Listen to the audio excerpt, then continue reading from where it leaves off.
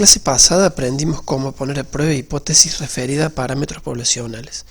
En el teórico de hoy veremos un par de casos especiales de prueba de hipótesis. El primer caso especial que veremos es la prueba de bondad de ajuste.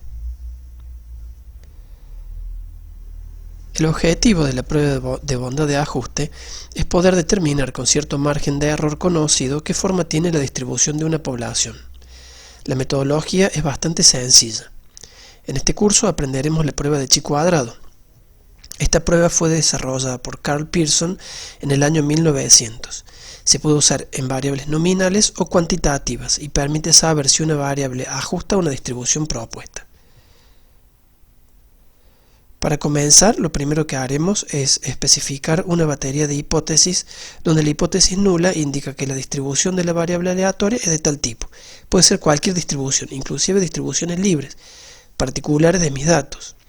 Y obviamente la hipótesis alternativa dirá que la distribución es diferente a la especificada en la hipótesis nula. Luego, tomamos una muestra de tamaño n de la población en la que estamos estudiando. Y ordenamos los datos en una distribución de frecuencia de tipo 1 o de tipo 2 según la naturaleza. Haremos primero una primera columna de las frecuencias absolutas observadas en cada caso.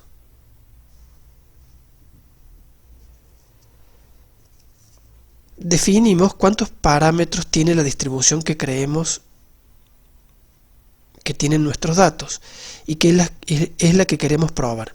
Denominamos como R al número de estos parámetros. Por ejemplo, si queremos probar que nuestros datos tienen distribución normal, sabemos que la distribución normal tiene dos parámetros, media y varianza.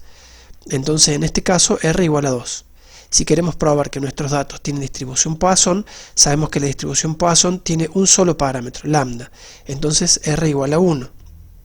Si quisiéramos probar que nuestros datos tienen una distribución libre, es decir, una distribución particular de nuestros datos, entonces esa distribución no tendrá ningún parámetro, R igual a 0. Luego calculamos para cada intervalo la frecuencia esperada. En este caso FE. Para la hipótesis nula. Para esto primero haremos una columna donde pondremos la frecuencia relativa esperada para la distribución planteada en la hipótesis nula. Luego multiplicamos cada valor de la frecuencia relativa esperada por el valor de la sumatoria de las frecuencias observadas. Esta es la sumatoria y lo que voy a hacer es multiplicar el valor de la sumatoria de la frecuencia observada por la frecuencia relativa esperada y eso me va a dar la frecuencia esperada para la distribución que quiero probar. Mediante una serie de pasos llegaremos a obtener un valor de chi cuadrado observado. Haremos una columna de la diferencia entre las frecuencias observadas menos las frecuencias esperadas. Luego otra columna con la de esa diferencia elevada al cuadrado. Y finalmente una última columna con esa diferencia al cuadrado dividido la frecuencia esperada. La sumatoria de esta columna nos va a dar el chi cuadrado observado para nuestros datos.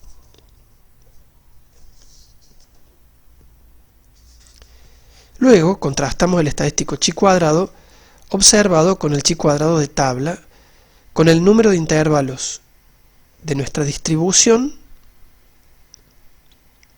menos el número de parámetros menos 1 como grado de libertad y 1 menos alfa de probabilidad.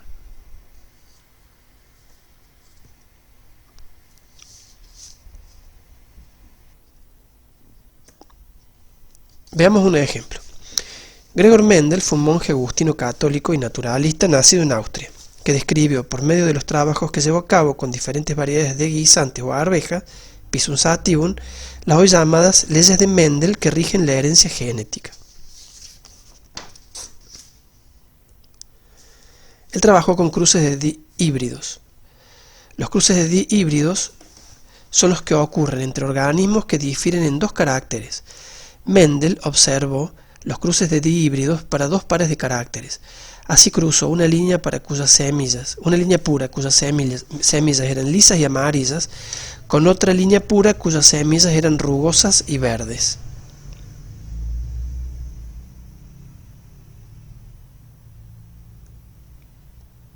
Y esto es lo que obtuvo.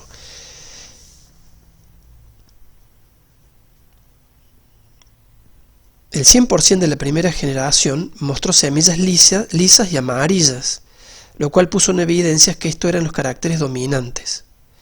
Al permitir la autofecundación entre dos individuos cualquiera de esa primera generación, se obtuvo una segunda generación, y la proporción de colores y formas de guisantes fue 9-3-3-1, es decir, 9 de 16 plantas con semillas amarillas y formas lisas, 3 de 16 plantas con semillas amarillas y forma rugosa, 3 de 16 plantas con semillas verdes y formas lisas, y una de 16 plantas, esta última, con semillas verdes y forma rugosa. Veamos ahora un ejemplo de la guía de trabajos prácticos basado en este experimento de Mendel. Supongamos que en un cruce de híbridos de maíz observamos que 3.228 semillas obtenidas tenían la siguiente frecuencia. Y acá tenemos la frecuencia de los fenotipos, que son plantas altas con semillas grandes, plantas altas con semillas chicas, plantas bajas con semillas grandes y plantas bajas con semillas chicas. Y las frecuencias observadas fueron que plantas altas con semillas grandes tuvimos 1.852 plantas, plantas altas con semillas chicas 576, plantas bajas semillas grandes 592 y plantas bajas con semillas chicas 208. La pregunta del ejercicio de la guía de trabajos prácticos es si cumplen estos caracteres con la segunda ley de Mendel o ley de segregación fenotípica a un nivel de significación del 5%. La segunda ley de Mendel es esa que vimos en la diapositiva anterior. En este caso, la hipótesis nula será que la variable tiene una distribución libre 9-3-3-1, es decir, proporcionalmente van a estar distribuidas así las proporciones de tipo de plantas, mientras que la alternativa va a ser que la variable no tiene esta distribución. Si rechazamos la hipótesis nula, sabremos que este carácter en maíz no responde a la segunda ley de Mendel.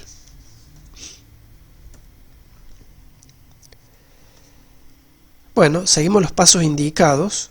Al comienzo, para obtener el chi cuadrado, calculamos la frecuencia observada, donde ponemos los datos que nos entrega el problema. Calculamos la frecuencia relativa esperada de 9-3-3-1, o sea, 9 de 16, 3 de 16, 3 de 16 y 1 de 16. Esa debería ser la proporción que esperaríamos si digamos, este carácter respondiera a la segunda ley de Mendel. Luego calculamos haciendo el producto entre el total por la frecuencia relativa esperada y la frecuencia esperada, hacemos la diferencia, hacemos todos los pasos que habíamos indicado y calculamos el chi cuadrado observado.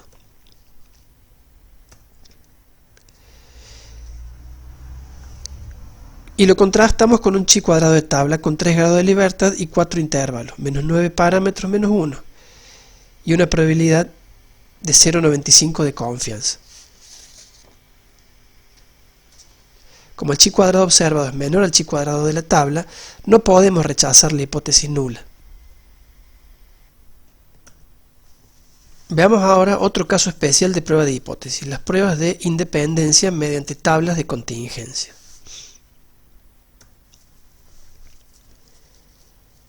Las tablas de contingencia son tablas de frecuencia que relacionan dos o más atributos mediante el cruzamiento de los eventos conjuntos.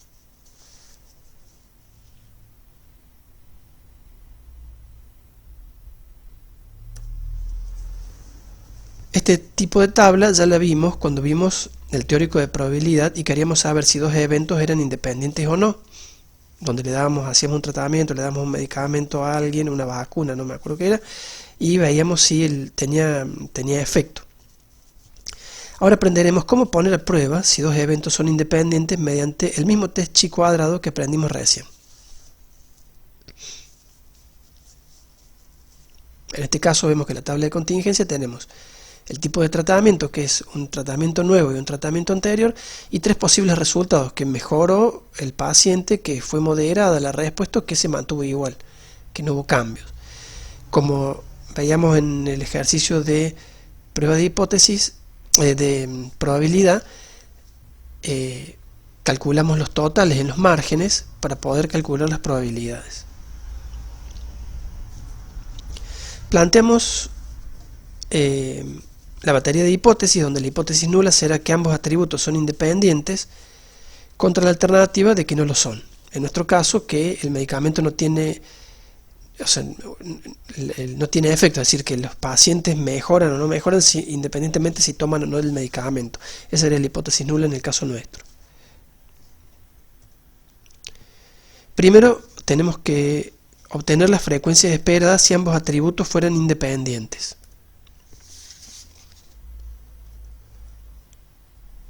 Primero haremos una tabla de contingencia, pero ahora con las proporciones, es decir, reemplazamos los valores observados por las proporciones.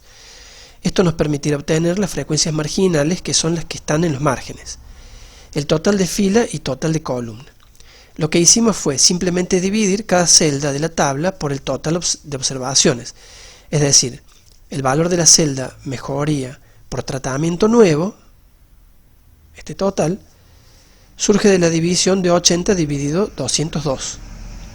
Y de la misma forma obtuvimos las otras proporciones.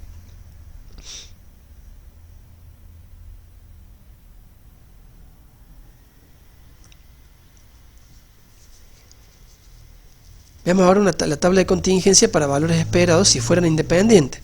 Para esto haremos una nueva tabla de contingencia ahora con los valores que esperaríamos si no hubiera efecto de los tratamientos sobre la enfermedad, si fueran independientes.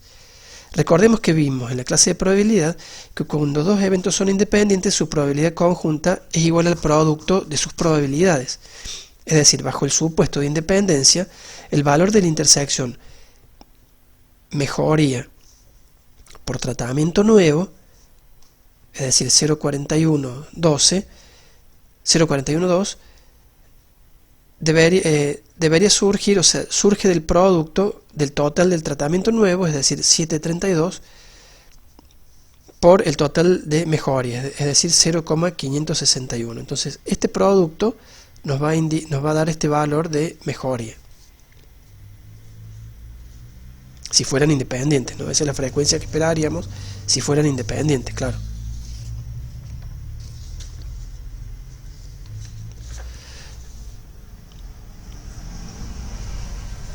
Luego hacemos una tabla similar a la que hicimos para la prueba de banda de ajuste, donde ponemos una frecuencia observada, una frecuencia relativa esperada, que es la que esperaríamos, que obtuvimos en la tabla de contingencia anterior, que es la que esperaríamos si los eventos fueran independientes, y después una frecuencia esperada, que es el producto de la sumatoria del total de los datos por la frecuencia esperada. Eso nos va a permitir obtener un chi cuadrado observado.